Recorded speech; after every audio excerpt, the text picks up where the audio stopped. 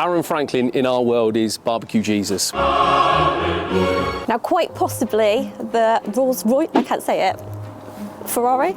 Yeah, I can't say it properly. Rolls Royce. Rolls Royce? Rolls Royce. I think Mrs. H catering.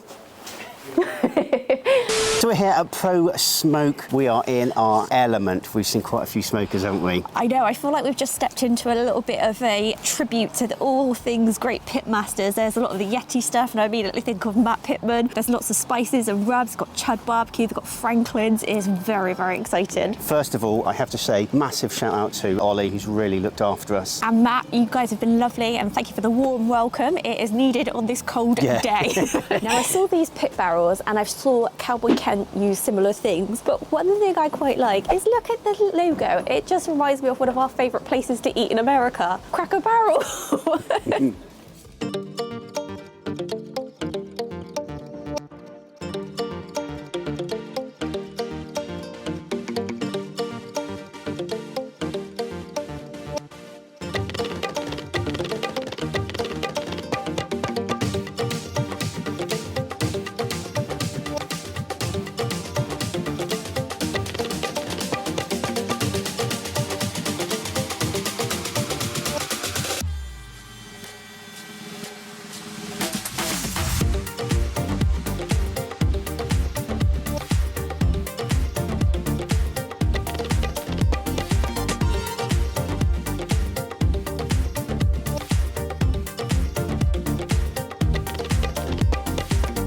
We are looking at sort of the Cactus Jack range, which has caught my eye. I quite like this one in particular.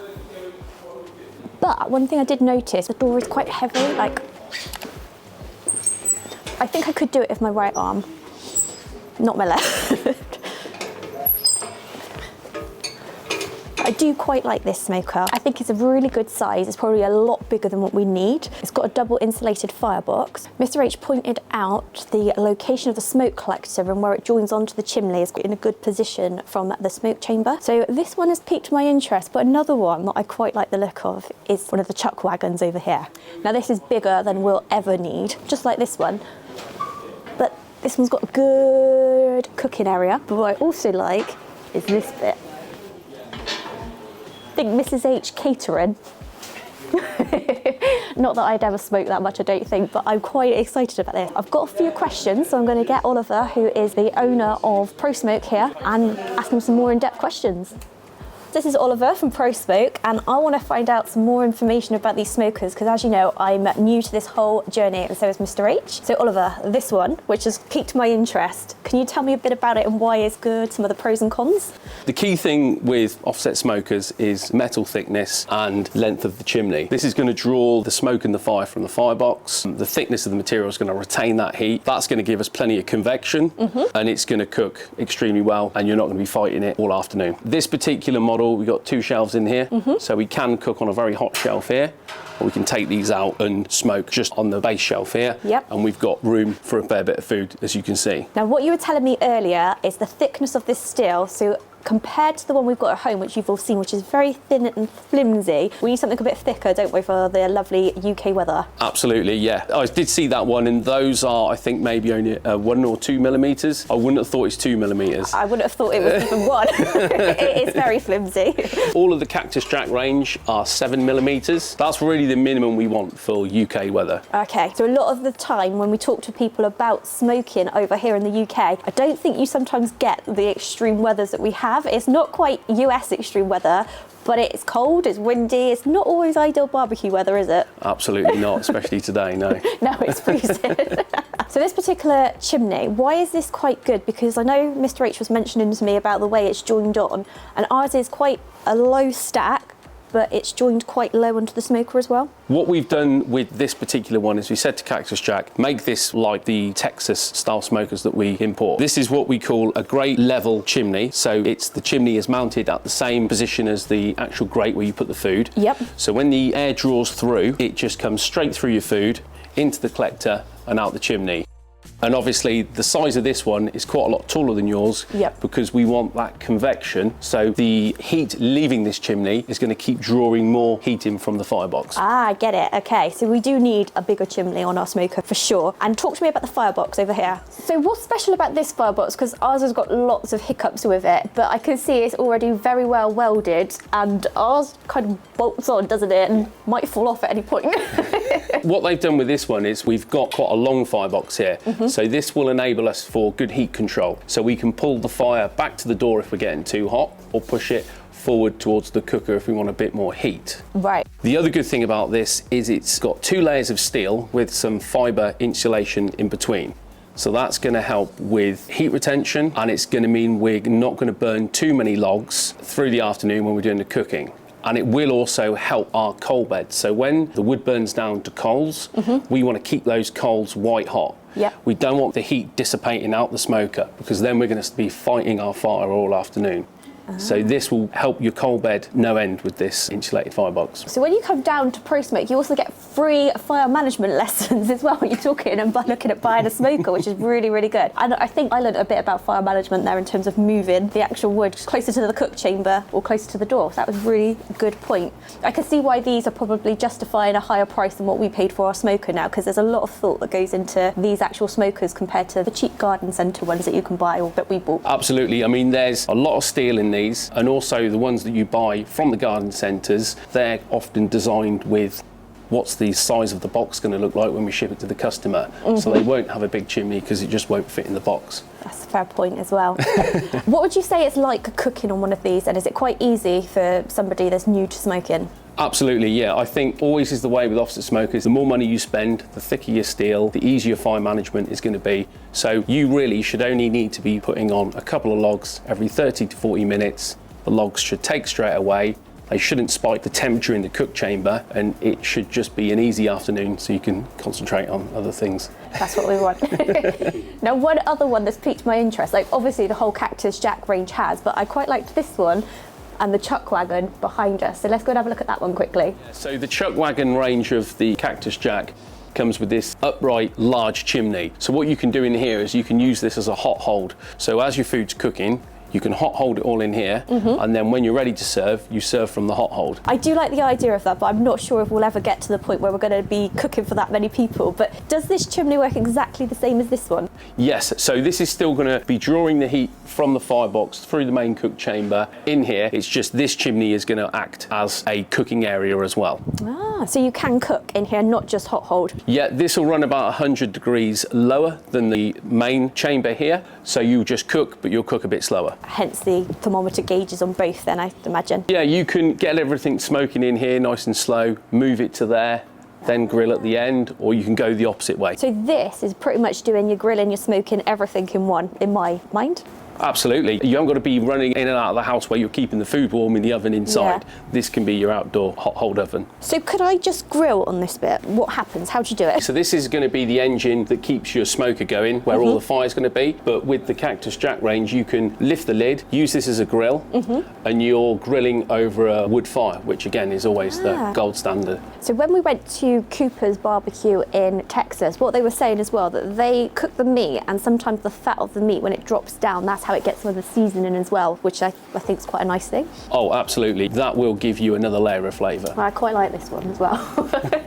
A few people have recommended Traegers or Masterbuilt, so what are they in comparison to the offsets that we've got downstairs? Pellet smokers and gravity series smokers are your set and forget cookers. They're the things that you can just fill up, leave them, and it will cook the food. It'll tell you on an app when it's ready. Pellets, unfortunately, don't give you the smoke profile, the depth of flavour that charcoal and real wood will. Which is why, in my opinion, the Gravity series would be, if you want set and forget, and you want that flavour, and you want to get pretty close to stick burning and offset smokers, the Masterbuilt Gravity series gets you pretty close there. Okay, so this one, how does this one work then? The Masterbuilt Gravity series, the technology on all 3 models is the same.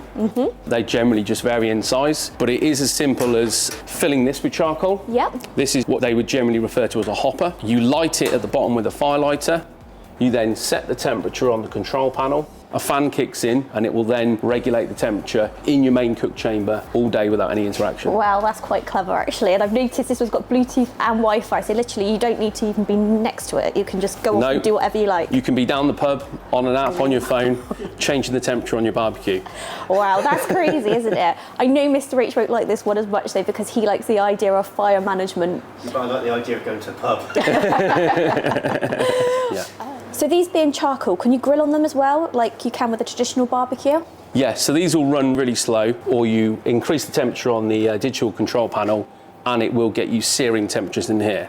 Pellet cookers often struggle with the searing end of things, as well as struggling with depth of flavour on the smoke side. But these cookers, they've managed to hit every category of barbecue really, really well. Oh, wow. So have you used one of these before? Yes, I have one and most of my staff have one. Oh, okay. This is saying something. So we might need to consider a master built possibly as well then. This is tricky. Da da da! Aaron Franklin in our world is barbecue Jesus. He's developed the Franklin smoker. So he's gone and taken the offset smoker concept, being that he runs a restaurant and turns out lots and lots of food, and has learned a lot about smokers in the past. He's now developed the Franklin offset smoker, and it has many, many features, but the main one is it's very easy to use and it turns out extremely good food. Well, one thing I'm gutted about is when we went to Texas, we didn't end up trying Franklin's barbecue. So if you'd like to see us go back to Texas, try Franklin's barbecue, then make sure you give this video a like and let us know in the comments down below that you want us to go there. So let's talk a bit more about this one. Now, one thing earlier, I can actually do this with this one. It's a lot easier, but this is thicker still? Yes, so the American offsets are often made from up to 1/4 inch steel. Wow. On the firebox, again, it's insulated like the one we were talking about earlier, but it's only got an air insulation gap. But it runs so efficiently, it doesn't really need that fibre insulation. So what you were telling us earlier, this one is just designed so that you don't need to have too much barbecue knowledge, too much smoking knowledge. Aaron's actually taken it and just, you light it and you let it do its thing. You don't mess around with dampeners or the air inlets. You just light the fire and it does its thing. He's developed it, like you said, without a damper on the top. He doesn't want you choking it back. He's developed it so you build a certain size fire. We know how it's going to get into the cook chamber and out of the chimney. And the whole thing is designed almost like an engine. So the air can just flow through it and out the other side and smoke the food really well. This one has been well used and you can smell some of the great cooking that has been done on this particular smoker. Now we are planning on coming back here and having some food from one of these smokers, so make sure you stick around for that one. So on our flimsy little smoker, we've got like this little air inlet valve here which falls off and you've got to screw it mid-cook. So Aaron Franklin has taken all that stupid stuff away. Yeah, so again, we're on an insulated firebox with 2 lots of steel, big thick 1/4 inch steel. He's also calculated how much airflow this needs in here. So all of this is laser cut with volume of air going in mind. So the logo, the branding on here, it does actually have a feature to help draw that air in and create the smoke. It'll only allow in a certain amount of air through these gaps, and that's calculated with how much that stack can pull through. That's clever on so many levels. So as with the cactus jack that we looked at, you can do your fire management by moving the wood closer or further away from the smoke chamber. Yeah, again, that applies here, and that's something he covers in his masterclass series that he has online as well. I'm going to definitely check that out. We'll pop a link down in the description as well. As with all of the premium smokers that we export from the US, Tell-True thermometers are the top-end thermometer, and they're going to give you accurate readings all the time. I've got the ability to lift this one without too much problem. There's something quite neat about the hinges, isn't there, on this one? Yes, where they've cut the door out, it falls a bit further forward here, so it means we've got a much lighter door than some of the other ones that we've seen earlier, and the rotating handle as well. So as it comes up, that handle rotates and it makes the whole thing easier. One thing a lot of the other smokers haven't got is this little shelf. So this enables us to mount a water pan on there, and it also directs the heat flow across the fire grate, and it will also cause a rolling effect of the smoke and the heat through here, evening the temperatures and helping with our airflow. So with a water pan, we've not really used that on many of our cooks. Do you actually recommend always using a water pan when you're smoking? Most of the time we do run a water pan. A high moisture environment helps the smoke adhere to the food better, giving you a slightly better bark, but it will depend on humidity on the day, but generally water pan will also help with that, and the temperatures in your cook chamber, if it's a hot day, it will help settle those down as well. So with those meats that need spritzing, would you still spritz them as well as having a water pan? Yes, I think if you're getting some dry spots on the brisket, or you think that it does need that extra moisture, then a spritz bottle is always a good idea. So for anybody that wants to check out what ProSmoke are doing, what's the best way to follow you? Generally, Instagram and Facebook are the two places we post most of our content, and it's just ProSmoke BBQ. We will post the links down in the description and in the comments, so be sure to check out ProSmoke. And the amount of things we can get in this shop, I think we're going to have to remortgage. Oliver, thank you so much for looking after us. I am in love. I'm not going to lie, I'm in love. We will be back. You've really, really looked after us. Please check out Oliver, ProSmoke. All the links will be in the pinned comments. It's been such a blast, and we will definitely be back. But yeah. Thanks for visiting, guys, and it was great to meet you both, and I'm glad you've included us in your smoking journey.